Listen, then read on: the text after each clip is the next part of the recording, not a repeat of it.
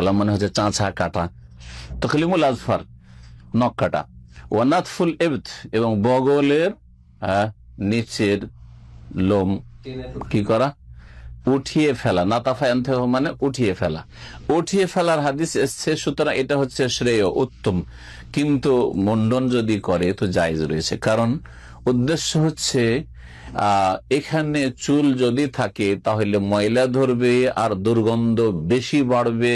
হ্যাঁ, দুর্গন্ধ যে দুর্গন্ধ থাকে তাকে গন্ধ লাগে না, কিন্তু পাশের লোকে গন্ধ লাগে, যেটা কষ্টদায়ক হবে অন্য আশেপাশের লোকের জন্য এবং মালাইকা ফেরেশতাদের জন্য।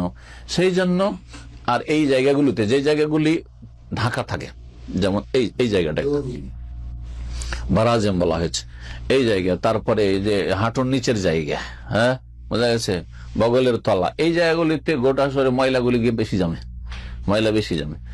এই জন্য এই জায়গাগুলি সম্পর্কে একটা হচ্ছে যে যেখানে করে লোম আছে সেটাকেও কি করা, পরিষ্কার করে না, বড় করে না রাখা, বড় করে না রাখা। বড় দুঃখের বিষয় মুসলিম সমাজে যারা দাড়ি মোছের ক্ষেত্রে, মোছ বলবো না, দাড়ি আর মোছ এক জিনিস না, দাড়ি রাখবেই না মোটে, তাদের যদি বগল খুলে দেখা হয়, আউযুবিল্লাহ, 6 মাস 1 বছর কাটে না, 6 মাস 1 বছর কাটে না। নিচের তো খবর রাখা যাবে না, ও তো যখন ওকে গোসল দেবে তখনই ওর খবর নেওয়া যাবে, হঠাৎ করে মরলে, বোঝা গেছে। কিন্তু কথা হচ্ছে যে এই বগলে যে কি অবস্থা থাকে, আল্লাহ সব মুসলিমদেরকে হেদায়েত করেছে।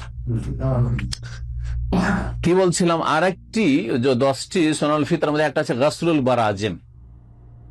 গাসলুল বারাজিম মানে যে জায়গাগুলি মোড়ানো থাকে, ভাঁজ হয়ে পড়ে থাকে, সেই জায়গাগুলি ভালো করে ধৌত করা। যখন আপনি অজুতে হাত ধুবেন তখন এই জায়গাটা ভালো করে পরিষ্কার করবেন, কারণ এইদিকে অত ময়লা থাকবে না, কিন্তু এখানে অত ময়লা থাকবে না, এই জায়গায় ময়লা জমে থাকতে পারে। যারা কাজকর্ম করে, আমরা যারা বসে থাকি ঘামি না, যারা ঘামে তাদের খবর নিয়ে দেখেন যে দেখেন ধুলো জমে আছে, অনেক সময় থাকে ধুলো জমে আছে, ময়লা জমে আছে।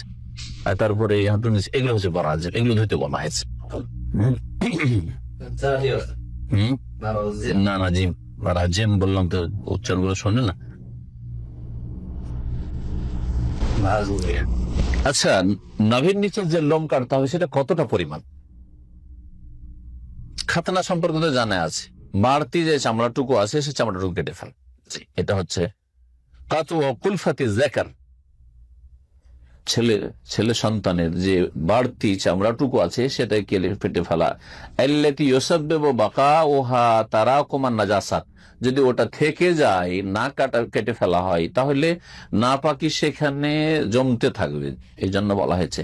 আর নাপাকি জমতে থাকলে এক দিনের ক্ষতি, যে সে পুরোপুরি পবিত্র হতে পারবে না, নাপাক অবস্থায় ইবাদত বন্দেগী নামাজ কবুল হবে না। আর 2 নম্বর কথা হচ্ছে বিভিন্ন রোগ জন্মাবে, যখন নাপাক ওখানে পেশাব কিছু থাকবে তখন বিভিন্ন রোগ জন্মাবে। অনেকের নন মুসলিমদের ক্যান্সার হয়, ক্যান্সারের ভাই আজকাল হিন্দুরাও, যারা শিক্ষিত হিন্দু তারাও বাচ্চাদের খাতনা করে নিচ্ছে, চামড়া কেটে ফেলে দিচ্ছে। তারপরে এই ক্ষত হইতে পারে, ওই জায়গায় ক্ষত হইতে পারে।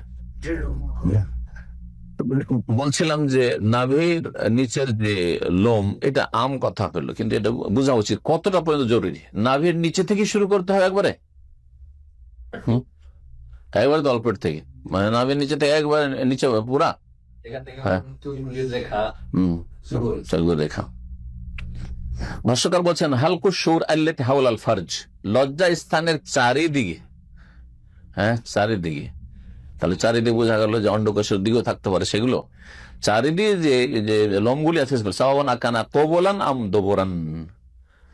অনেকে শুধু বুঝেন যে সামনের দিকে, শুধু কবল মানে সামনের দিকে লজ্জা স্থান হোক, অথবা দোবর মানে পায়খানা রাস্তা হোক। তাহলে পায়খানা রাস্তার চারিদিকে যে লোমগুলি থাকে সেগুলো কেটে ফেলা উচিত, কারণ ওখানেও যদি লোমগুলি থেকে যায় তাহলে ময়লা জমবে, নাপাকি জমবে। নাপাকি যখন ধুয়ে পড়ছে তাতে কিছু থেকে যাওয়ার সুযোগ পাবে, কিন্তু এটা পরিষ্কার করে নিলে ভালো হবে। সেজন্য ভাষ্যকার বলছেন এটা হয়তো অনেকের ব্রেনে থাকে না, ওই দিকের খবরই রাখেন।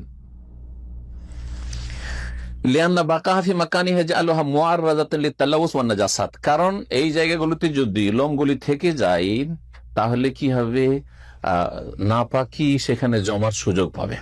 অরুবামা আখাল্লাত বিত্তাহারাত, শরীয়তের যে পবিত্রতা রয়েছে জরুরি যেসব ইবাদতবন্দির জন্য, যেমন সালাত নামাজের জন্য বা তাওয়াফের জন্য ইত্যাদি, তো কোরআন স্পর্শের জন্য, তো ওই ক্ষেত্রে তখন নাপাকি বা শরীর নাপাকি থাকবে, যদি নাপাক ওদের কিছু থেকে যেত।